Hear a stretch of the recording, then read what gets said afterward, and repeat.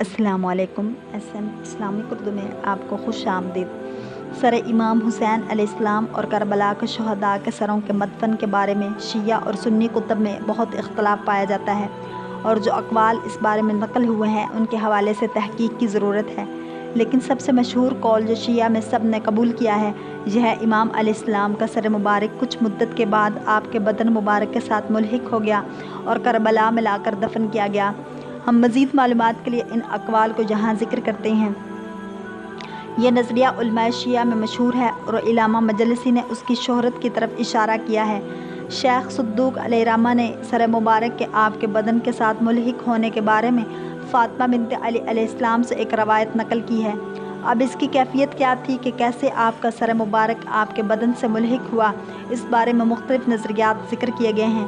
بعض جیسے سید ابن طاؤس اسے امر الہی سے شمار کرتے ہیں کہ خداوند نے خود اپنی قدرت کاملہ سے اعجاز کے طور پر یہ کام انجام دیا، اور سید نے اس بارے میں چوں چران سے بھی منع فرمایا ہے۔ بعض دوسرے قائل ہیں کہ امام سجاد علیہ السلام جب شام سے واپس تشریف لائے تو وہ سر امام علیہ السلام کو اپنے ساتھ لائے اور کربلا میں اپنے بابا کے بدن کے ساتھ دفن کیا۔ اب یہ سوال کہ کیا سر بدن کے ساتھ ملحق ہو گیا یا امام کی زری میں یا اس کے نزدیک دفن کیا گیا، اس بارے میں کوئی واضح عبارت تو نہیں ملتی۔ یہاں بھی سید ابن طاؤس نے چون چران سے نہیں فرمائی ہے۔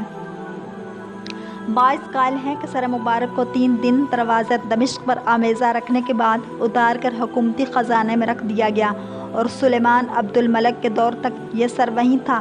اس نے سر مبارک کو وہاں سے نکالا اور کفن دے کر دمشق میں مسلمانوں کے قبرستان میں دفن کر دیا۔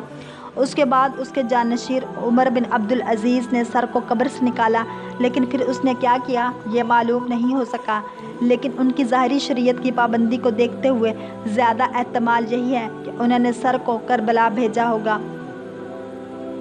حضرت علی علیہ السلام کی قبر کے پاس نجف میں علامہ مجلسی کی عبارت اور روایات میں تحقیق سے پتہ چلتا ہے کہ سر مقدس سید الشہداء علیہ السلام نجف اجرف میں حضرت علی علیہ السلام کی قبر کے پاس دفن ہوا۔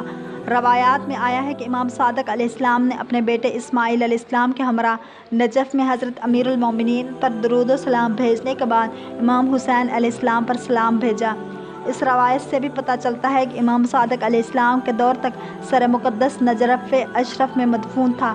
بعض دوسری روایات بھی اسی نظریہ کی تائید کرتی ہیں، بلکہ بعض شیعہ کتابوں میں تو حضرت علی علیہ السلام کی قبر مطہر کے پاس سر امام حسین علیہ السلام کی زیارت بھی نقل ہوئی ہے۔